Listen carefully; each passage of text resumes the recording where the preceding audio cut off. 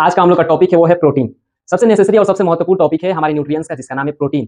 Protein किसे कहते हैं? बहुत ही महत्वपूर्ण टॉपिक है प्रोटीन। इसमें पहले लिख दिए हैं वो समझ लेते हैं। These are important for growth, repair and maintenance of our body. ये प्रोटीन हमारे बॉडी में ग्रोथ कराने में सहायता करता है। सेकंड, रिपेयर, जो बॉडी का सेल हमारा नष्ट हो जाता है, जैसे कि चोट लग जाता है, घाव हो जाता है, तो वहां पे हमारा सेल नष्ट हो जाता है, तो उस सेल को रिपेयर करना, ठीक करने का काम जिसके पास होता है उसका नाम है प्रोटीन। आगे मेंटेनेंस ऑफ आवर बॉडी, ऐसे कह सकते हैं कि हमारे बॉडी का मेंटेनेंस करते रहता है। अब प्रोटीन अब आगे बता रहा है कि our body is made up of billions of cell. हम लोग जानते हैं कि जो हमारा बॉडी है वो सबसे छोटा सा यूनिट से मिलकर बना होता है, जिस छोटे से यूनिट का नाम होता है सेल।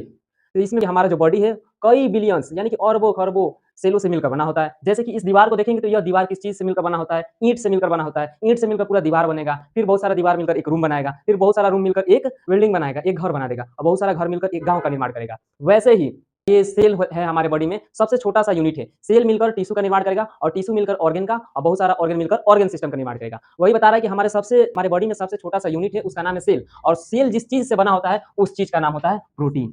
यानी हमारा जो बॉडी है वो बहुत सारा सेल से, बहुत सारे कोशिकाओं से मिलकर बना होता है। लेकिन कोशिकाओं से मिलकर बना है तो ये कोशिका किससे मिलकर बना है? ये कोशिका मिलकर बना होता है प्रोटीन से।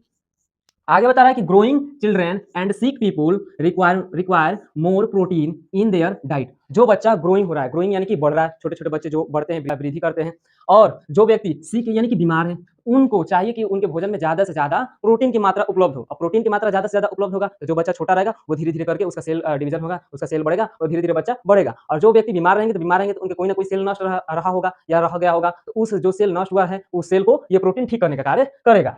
आगे बता रहा है कि female require less protein than males. यानी महिला में जो प्रोटीन चाहिए ना वो मेल की तुलना में कम चाहिए। यानी कि कम भी लड़की सब प्रोटीन वाला भोजन खाएंगी तो काम चल जाएगा, लेकिन लड़का सबको ज्यादा मात्रा में प्रोटीन चाहिए। लेकिन एक सिचुएशन आता है कि ड्यूरिंग प्रेगनेंसी, यदि कोई लेडीज प्रेग्नेंट हो गए and lactations requirements become more protein, लेकिन प्रेगनेंसी के दौरान में क्या होता है, उस महिला को ज्यादा प्रोटीन चाहिए। अब ज्यादा प्रोटीन क्यों चाहिए? क्योंकि उस माँ के गर्भ में एक छोटा सा बच्चा भी पल रहा होगा। जो छोटा सा बच्चा धीरे धीरे बड़ा होगा तो उसके बॉडी में भी तो छोटा सा यूनिट है सेल। तो सेल को बनाने के लिए क्या चाहिए? प्रोटीन। तो वही प्रोटीन उस बच्चे को भी चाहिए, तभी तो उसका सेल बनेगा। तो वो माँ के ब्लड से लेगा, और माँ यदि ज्यादा प्रोटीन वाला भोजन खाएंगी तो अब क्या होगा, उस बच्चे के अंदर जाएगा प्रोटीन और उस बच्चे का विकास ग्रोइंग अच्छा से होगा।